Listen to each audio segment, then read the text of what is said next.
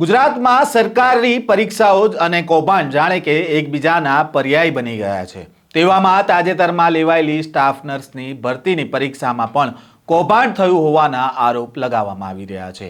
આ આરોપ પેપરની આન્સર કી સામે આવ્યા બાદ લગાવવામાં આવી રહ્યા છે। પરીક્ષામાં કૌભાંડની શું આશંકાઓ વ્યક્ત કરવામાં આવી રહી છે અને શા માટે આન્સર કી વિવાદમાં આવી છે, વિગતે વાત કરીએ આ વિડીયોમાં।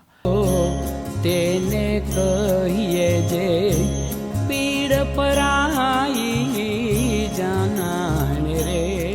નમસ્કાર, નવજીવન ન્યૂઝમાં આપનું સ્વાગત છે। હું છું જયંત દાફડા। ગુજરાતમાં સરકારી પરીક્ષામાં ભૂતકાળમાં અનેક છબડાઓ સામે આવ્યા હતા। ક્યારેક પેપર ફૂટી જાય તો ક્યારેક કૌભાંડ થઈ જાય અને વર્ષોથી મહેનત કરતા ઉમેદવારોના સપના રોડાઈ જાય। ગત રવિવારે સ્ટાફ નર્સની પરીક્ષા યોજાઈ હતી અને ત્યારબાદ આ પરીક્ષાના પેપરની આન્સર કી સામે આવી અને આન્સર કી સામે આવતા જ વિવાદ સર્જાયો, કારણ કે જે આન્સર કી મૂકવામાં આવી છે તેમાં સિક્વન્સ જોવા મળી રહી છે, જેના કારણે કૌભાંડની આશંકાઓ સેવાઈ રહી છે। આ અંગે વિદ્યાર્થી નેતા યુવરાજસિંહ જાડેજા શું કહી રહ્યા છે તે સાંભળો।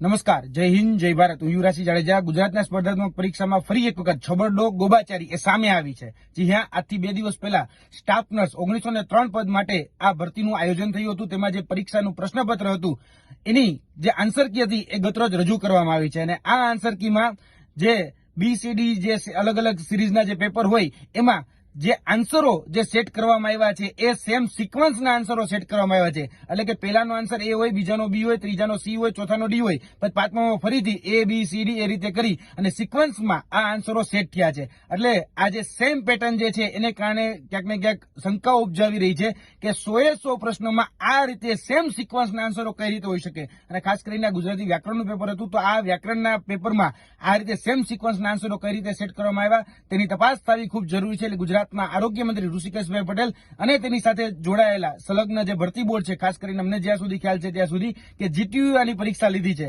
તો આ બંનેની તપાસ થવી ખૂબ જરૂરી છે કે ભાઈ સેમ સિક્વન્સમાં આન્સરો કેમ સેટ થવામાં આવ્યા। કેમ કે આ દેખીતી નજરે કોઈ પ્રયોગ કે કોઈ સંયોગ નથી। કેમ કે જો પ્રયોગ કે સંયોગ હોય તો આટલા બધા આન્સરો સેમ સિક્વન્સમાં કે સેમ પેટર્નમાં સેટ થયેલા ન હોય, પરંતુ અહીંયા ક્યાંક સુનિયોજિત રીતે ગોઠવણ થયેલી હોય એવું અમને સ્પષ્ટ લાગ્યું છે।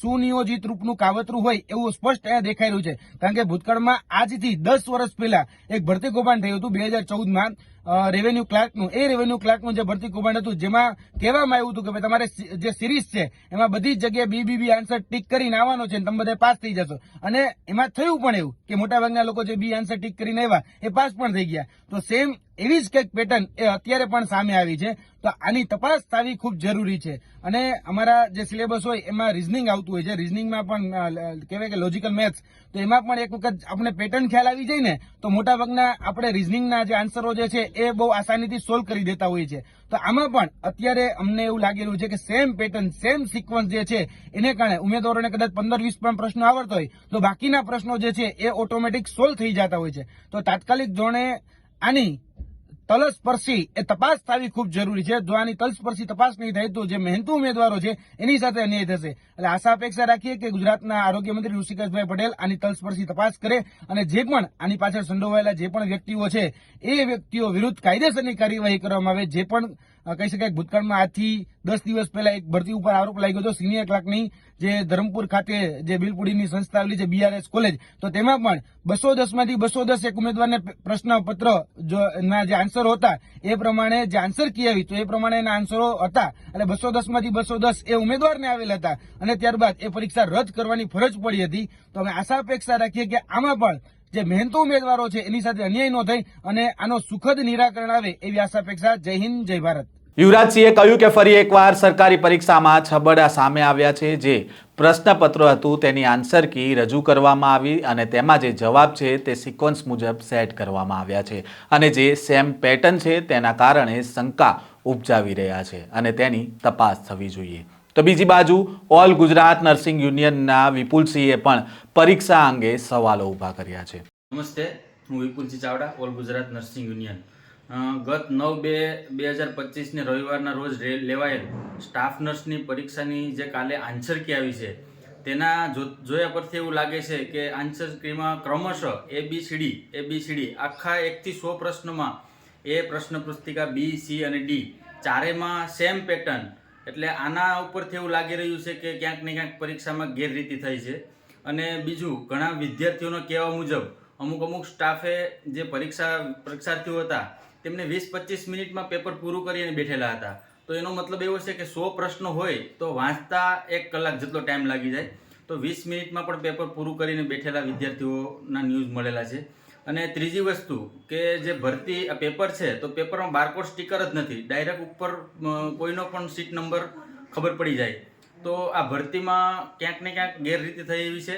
તો સરકારશ્રીનું ધ્યાન દોરું કે યોગ્ય તપાસ થાય અને પછી જ આનું યોગ્ય નિરાકરણ આવે તેવી આશા રાખું છું. ગુજરાત નર્સિંગ યુનિયનના વિપુલસિંહે કહ્યું કે પેપરના જવાબ ક્રમશઃ ABCD રીતે 1 થી 100 પ્રશ્નપત્રમાં ગોઠવવામાં આવ્યા હતા, જેના કારણે લાગી રહ્યું છે કે પરીક્ષામાં ગેરરીતિ થઈ છે. સાથે જ પરીક્ષામાં કેટલાક ઉમેદવારોના 20 થી 25 મિનિટમાં જ પેપર પૂરા કરી નાખ્યા હતા અને 100 સવાલો હોય તો તેને વાંચતા અને તેના જવાબ લખવામાં 1 કલાકથી વધારે સમય લાગી જાય છે. સાથે જ તેમણે કહ્યું કે પેપરની ઉપર બારકોડ સ્ટીકર પણ ન હતા, જેથી કોઈ પણ ઉમેદવારનો સીટ નંબર ખબર પડી જાય, જેથી આ પરીક્ષામાં ગેરરીતિ થઈ હોવાનું લાગી રહ્યું છે અને સરકાર આની તપાસ કરાવે.